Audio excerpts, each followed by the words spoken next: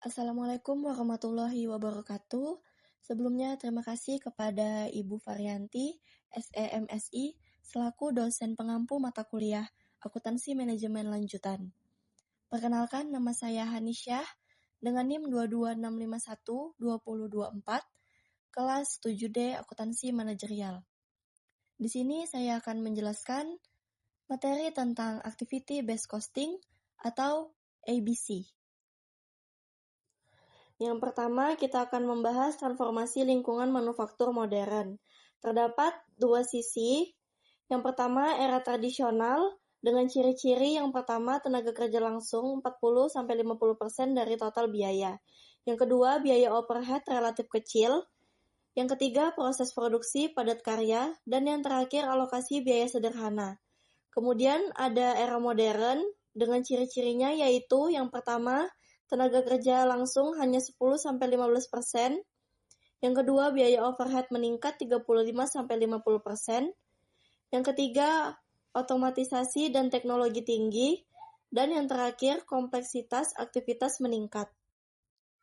Pergeseran dari sistem produksi padat karya menuju sistem padat modal dan berbasis teknologi telah mengakibatkan penurunan proporsi tenaga kerja langsung dan peningkatan biaya overhead pabrik secara substansial, menuntut penyempurnaan metode kalkulasi biaya.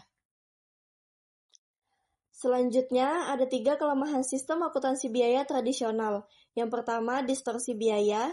Yang kedua, subsidi silang. Dan yang ketiga, alokasi tidak akurat.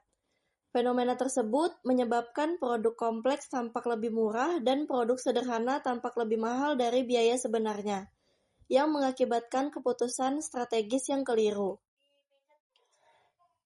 Kemudian ada 2 filosofi dasar activity-based costing. Yang pertama, produk mengkonsumsi aktivitas, dan yang kedua, aktivitas mengkonsumsi sumber daya.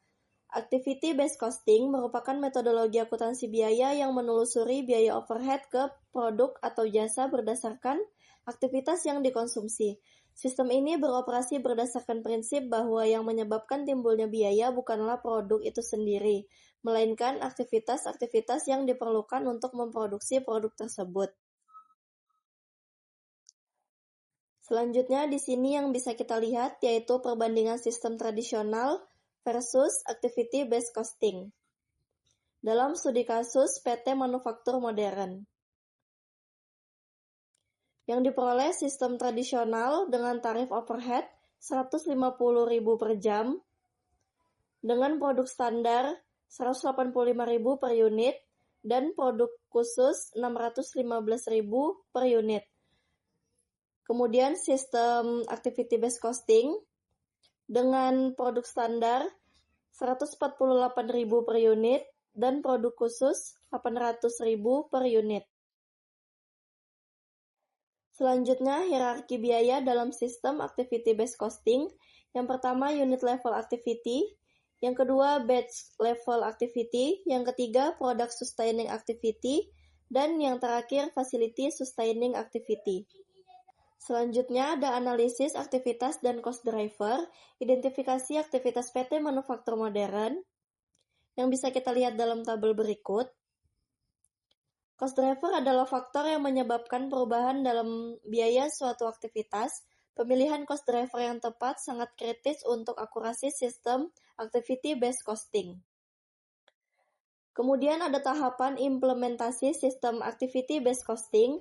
Yang pertama yaitu perencanaan, yang kedua identifikasi aktivitas, yang ketiga pembebanan biaya, yang keempat penentuan driver, dan yang terakhir perhitungan tarif.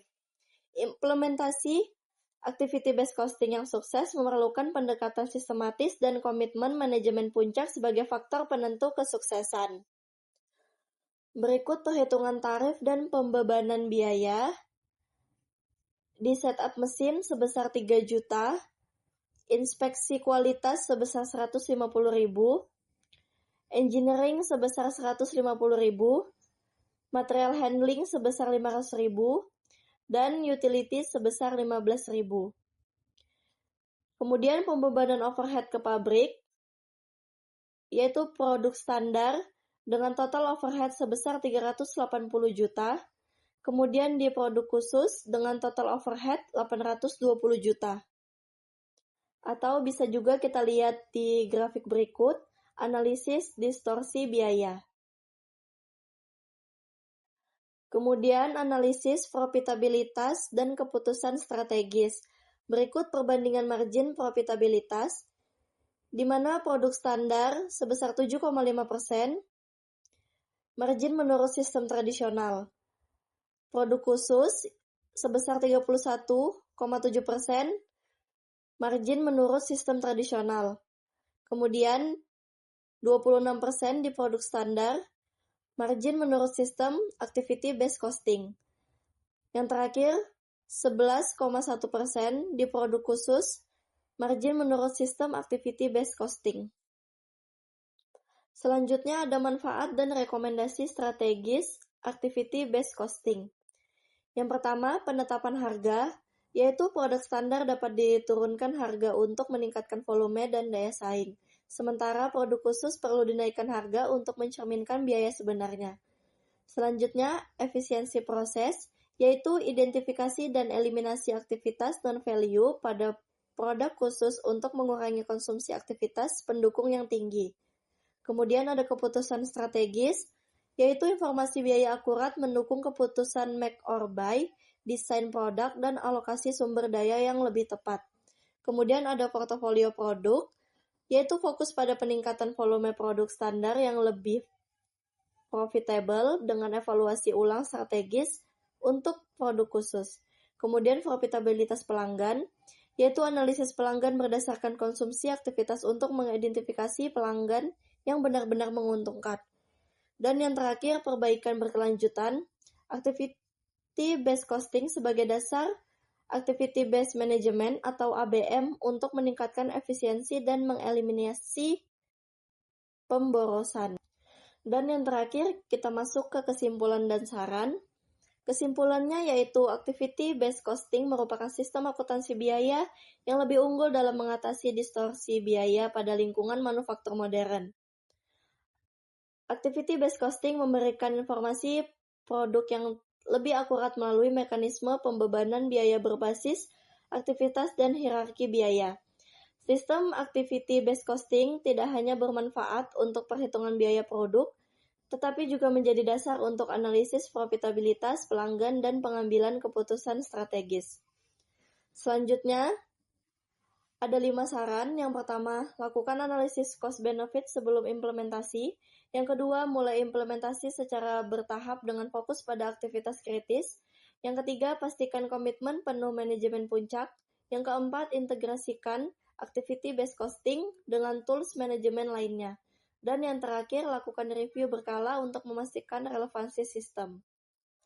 Baik, cukup sekian presentasi dari saya. Mohon maaf jika ada salah kata dalam penyampaian. Wassalamualaikum warahmatullahi wabarakatuh.